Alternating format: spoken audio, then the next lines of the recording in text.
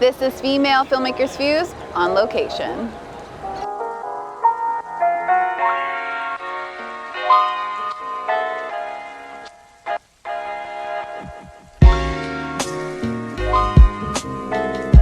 What's up guys, it's your host Ash Warren. I'm here with Female Filmmakers Views and I'm here at the Ace Hotel's premiere of The Farewell. What's wrong, Dad? Please tell me. Your nan is dying. She doesn't know, so you can't say anything. The family thinks it's better not to tell her. Why is that better? Chinese people have saying, when people get cancer, they die. So you demonstrated your range in The Farewell. What compelled you to take on such a heart-warming project? Because I've seen you in like heist movies, comedy movies. Yeah. This one, it's a bit different. Like what kind of made you go with it? Yeah, well, you know, my mom passed when I was very young and I was raised by my grandma, so I have a very special relationship with her. And the script, it's written and directed by an Asian American woman, and when it came to me, I never thought anything like it could exist. So I didn't know if I could do drama, but I knew I want to do this movie. Girl, you could do drama. What are you talking about? Thank you. Come on, you could totally do drama. Thank you. Really 啊？咋啦？咋不说话呢？ What compelled you to take on a project like this? What aspects of the script, or was it someone you were working with that you were like, hey, I want to do this? Compelling story, very important. Always. Supporting an Asian American up-and-coming filmmaker is very important. I think we have to constantly keep our eye on, you know, the pipeline. And I think the people who are showing the talent, they're able to tell stories in voices that we have not heard before is really important. And I think, you know, anytime you get this kind of representation, it's worth your while to support. 今天人多齐呀，好久没这么聚了，奶奶就等着这一天呐。来，大口咬，哇！ Do you feel that The Farewell, which illustrates a culture to mainstream US that should be seen definitely more often, as far as in how life and death is handled, is an important story to share, but more importantly, why is it so important, especially in the life and death scenario that we see in this film? Sure.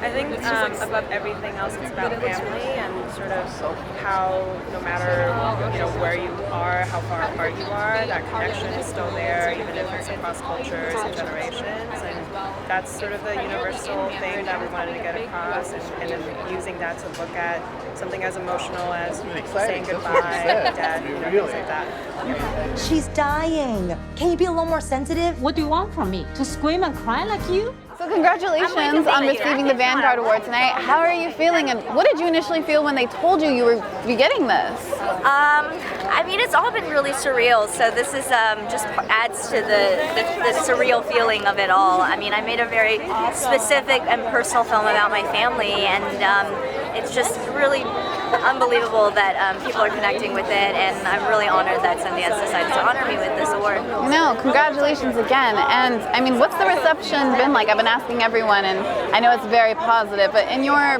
words, how do you feel it's been received? I think it's been a very emotional reaction, which is wonderful. You know, I've had people who see the film stop me the next day and say, you know, I saw your film and I called my grandma right away this morning. And so I think for me that's the most meaningful thing, is that if people see their own families in the movie about my family and it inspires them to connect more with the people that they love, then that to me is the success. Isn't it wrong to lie? It's a good lie. Most families in China would choose not to tell her. 你们说的啥呀？她在英国学习，所以她会说英文。结婚了吗？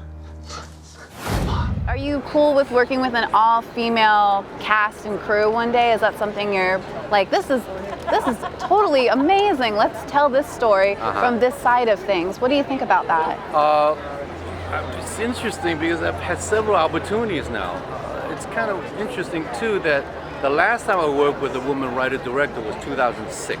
Okay. And since... What project was that? That was Red Door. Okay. Yeah, with Georgia Lee. Yes, yes. And all of a sudden, starting with A Shot Through the Wall, was a film right before I did the Farewell, was with Amy Long, who's also a writer-director. Right.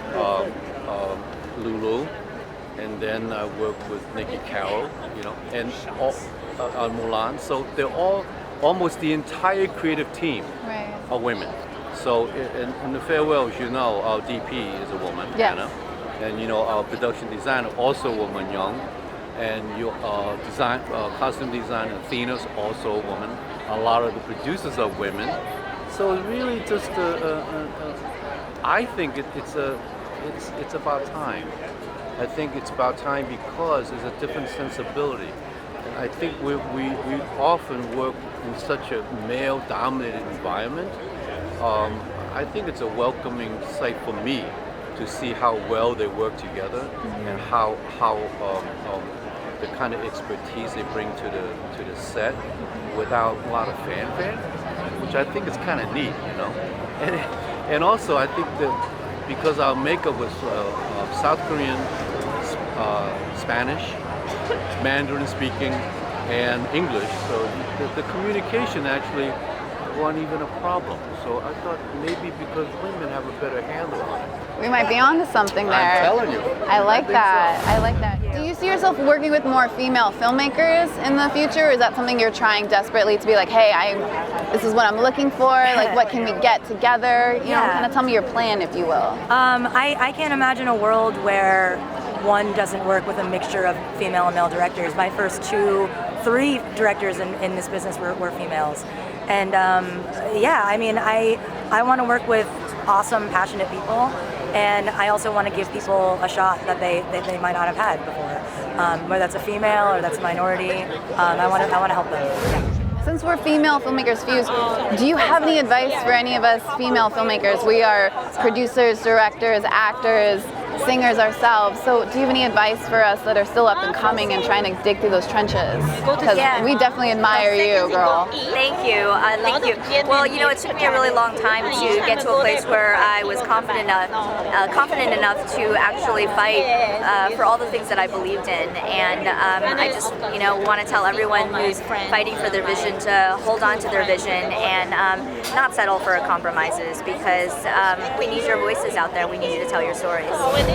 Hey guys, thanks for tuning in. Again, I'm your host, Ash Warren, here with Female Filmmakers Fuse. And please be sure to stop by at our website at www.femalefilmakersfuse.org, as well as on our Instagram and Facebook pages.